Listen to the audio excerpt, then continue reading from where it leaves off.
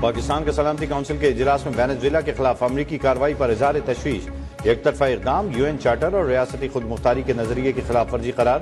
پاکستان کے قائم مقام مندوب عثمان جدول نے خطاب میں کہا، دنیا پہلے ہی کئی بحرانوں سے دوچار ہے، کیریبین خطے میں عدم استحکام علاقائی اور عالمی امن و سلامتی کے لیے نیز شگون نہیں۔ پاکستانی سفیر نے مکالمے اور سفارتکاری کو آگے بڑھانے کا واحد رستہ قرار دیا، فریقین پر تحمل کا مظاہرہ کرنے اور کشیدگی میں کمی پر زور۔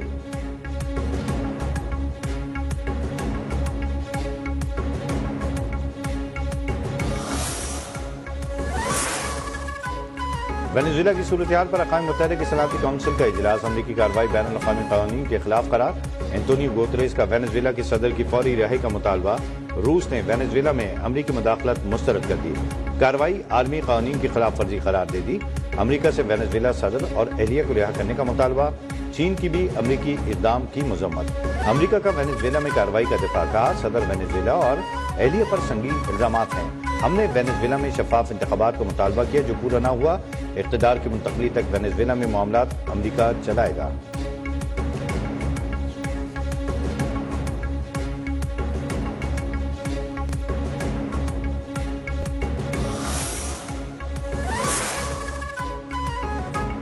وینزویلا کے صدر اور اہلیہ نیو یارک کی عدالت میں پیش، فرد جرم عائد، صدر مادورو کا صحت جرم سے انکار، سماعت کے بعد دوبارہ بروکلن جیل میں منتقل کر دیا گیا۔ پیشی کے موقع پر سیکیورٹی کے سخت انتظامات، امریکی میڈیا کے مطابق مادورو اور ان کی اہلیہ نے ضمانت کی درخواست دینے سے انکار کر دیا۔ عدالت میں بیان دیا کہ ایماندار آدمی ہوں، مجھے گھر سے اغوا کیا گیا، قصوروار نہیں، اب بھی وینزویلا کا صدر ہوں۔ وکیل مادورو نے عدالت کو بتایا کہ میرے موکل کا فوجی طاقت سے اغوا غیر قانونی ہے، میری موکلہ کو حراست کے دوران شدید چوٹیں آئیں۔ عدالت کا 17 مارچ کو مادورو کو دوبارہ پیش کرنے کا حکم۔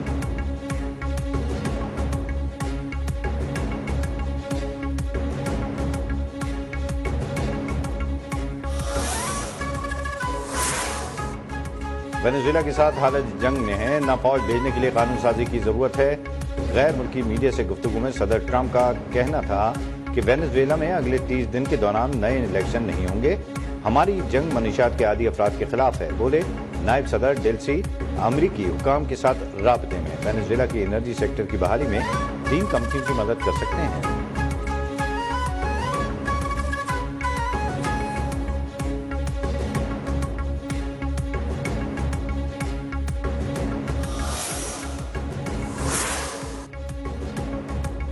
امریکی نائب صدر جے ڈی وینس کے اوہایو میں واقع گھر پر توڑ پھوڑ، سیکیورٹی سروس نے مشتبہ شخص کو حراست میں لے لیا، تحقیقات شروع۔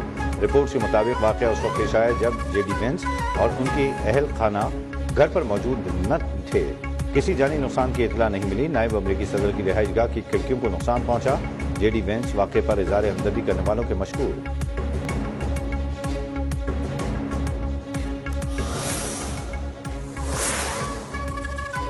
وینزویلا میں امریکی کارروائی میں ہمارے 32 شہری ہلاک ہوئے، کیوبا حکومت کا مرنے والوں کی یاد میں ملک بھر میں 2 روزہ سوگ کا اعلان، کہا آخری رسومات سے متعلق تفصیلات بعد میں جاری کی جائیں گی۔ کیوبن حکومت نے تصدیق کی کہ ہلاک ہونے والے تمام افراد کیوبا کی مسلح افواج اور انٹیلیجنس اداروں سے تعلق رکھتے تھے۔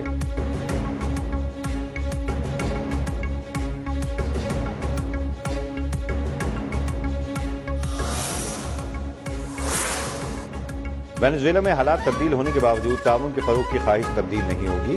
وینزویلا میں چینی مفادات کا قانون کے ذریعے تحفظ کیا جائے گا۔ ترجمان چینی وزارت خارجہ کے مطابق امریکہ کی طاقت کے استعمال سے لاطینی امریکہ کے امن کو خطرہ ہے، چین کا فریقین پر استحکام کی بحالی کو فروغ دینے پر زور۔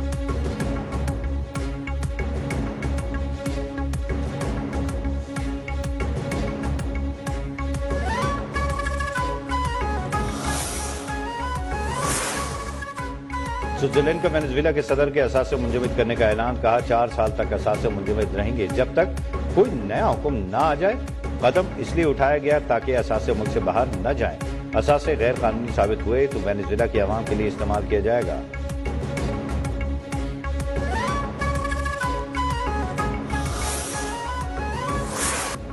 پنجاب، خیبر پختونخوا اور سندھ کے میدانی علاقوں میں آج بھی دھند کے ڈیرے، حد نگاہ محدود ہو جانے پر موٹر ویز کو متعدد مقامات پر ٹریفک کے لیے بند کر دیا گیا۔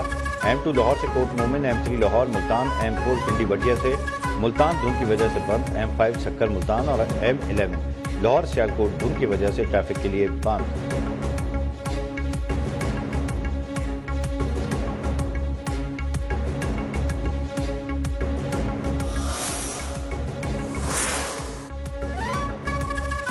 پاکستان اور چین کا افغانستان میں قائم دہشت گرد تنظیموں کو ختم کرنے کا مطالبہ، بیجنگ میں پاک چین اسٹریٹجک مذاکرات کا اعلامیہ جاری، دہشت گرد تنظیمیں بدستور علاقائی اور عالمی سلامتی کے لیے سنگین خطرہ قرار، یقینی بنایا جائے کہ افغان سرزمین دہشت گردی کے لیے استعمال نہ ہو، کسی ملک کی سلامتی کو خطرے میں نہ ڈالا جائے۔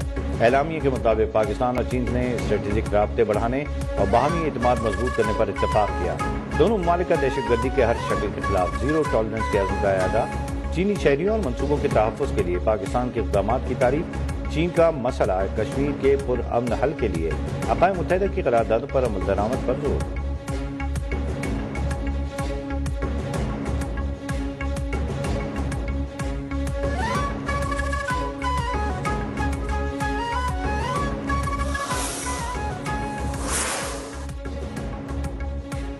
کراچی میں واٹر ٹینکر نے ایک اور جان لے لی، منگو پیر میں تیز رفتار واٹر ٹینکر نے 5 سالہ عارف کو کچل ڈالا، بچہ موقع پر ہی جاں بحق۔ پولیس کے مطابق حادثہ تیز رفتاری کے باعث پیش آیا، ملزم ڈرائیور وزیر محمد کو گرفتار کر لیا گیا، ٹینکر بھی قبضے میں لے لیا گیا۔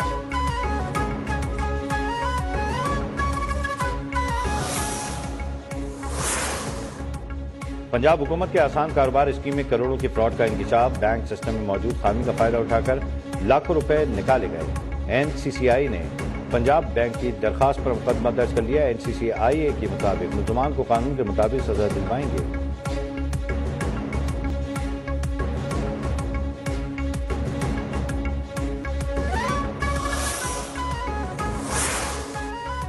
وفاقی حکومت کا اسلام آباد کو 3 ٹاؤن کارپوریشنز میں تقسیم کرنے کا فیصلہ، ذرائع کے مطابق نئے بلدیاتی نظام کے تحت اسلام آباد میں 3 میئر اور 6 ڈپٹی میئر ہوں گے۔ ہر ٹاؤن کارپوریشن میں 1 میئر اور 2 نائب میئر ہوں گے۔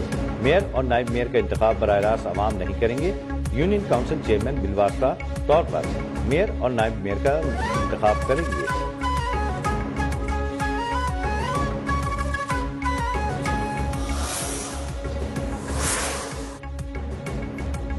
غزہ میں جنگ بندی کے باوجود اسرائیلی بربریت جاری، اسرائیلی فائرنگ سے مزید 3 فلسطینی شہید، تازہ اسرائیلی حملوں میں 15 سالہ ماہی گیر لڑکا بھی شہید۔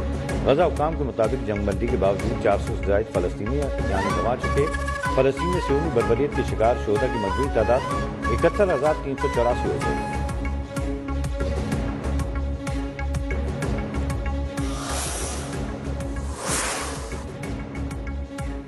ایرانی سپریم لیڈر آیت اللہ خامنہئی کا مظاہروں اور حکومتی دباؤ کے پیش نظر پلان بھی تیار، انتہائی حالات میں ایران چھوڑ کر روس جا سکتے ہیں۔ برطانوی اخبار دی ٹائمز کی انٹیلیجنس رپورٹ میں دعویٰ بتایا، اگر فورسز مظاہرے سے نمٹنے میں ناکام یا ان کے احکامات ماننے سے انکار کر دیں تو سپریم لیڈر قریبی حلقے، اہل خانہ اور ممکنہ طور پر اپنے بیٹے کے ساتھ روس منتقل ہونے کا منصوبہ بنا رہے ہیں۔ ایرانی سفیر رضا امیر مقدم نے سپریم لیڈر سے متعلق جھوٹے اور مذاق خیز الزامات کو مسترد کر دیا، کہا ایرانی سپریم لیڈر عوام اور ملک کے چوکس سیکورٹی اداروں کی شانہ بشانہ کھڑے ہیں۔ ایرانی سفیر نے سپریم لیڈر کی رائفل تھامے تصویر بھی جاری کر دی۔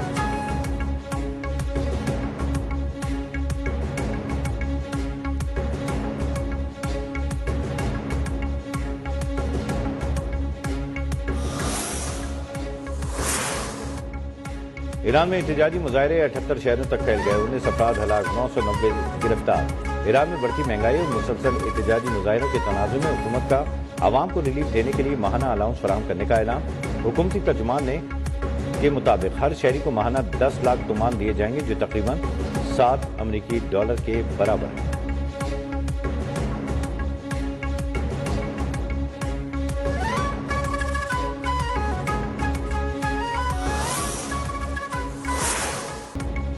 بنگلہ دیش سے ملک میں IPL میچز دکھانے پر پابندی لگا دی، مستفیض الرحمان کو IPL سے ریلیز کرنے پر فیصلہ کیا گیا۔ حکام کے مطابق بھارتی اقدام نے بنگلہ دیش کے عوام کو شدید غصے میں مبتلا کر دیا۔ ملک بھر میں IPL کے تمام میچز اور تشہیر پر پابندی رہے گی۔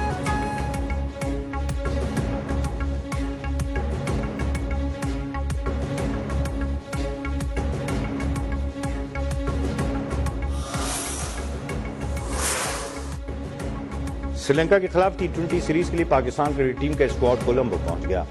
ILT T20 لیگ کے لیے نسیم شاہ، فخر زمان اور عثمان طارق نے بھی اسکواڈ کو جوائن کر لیا۔ قومی ٹیم آج جم کر پریکٹس کرے گی۔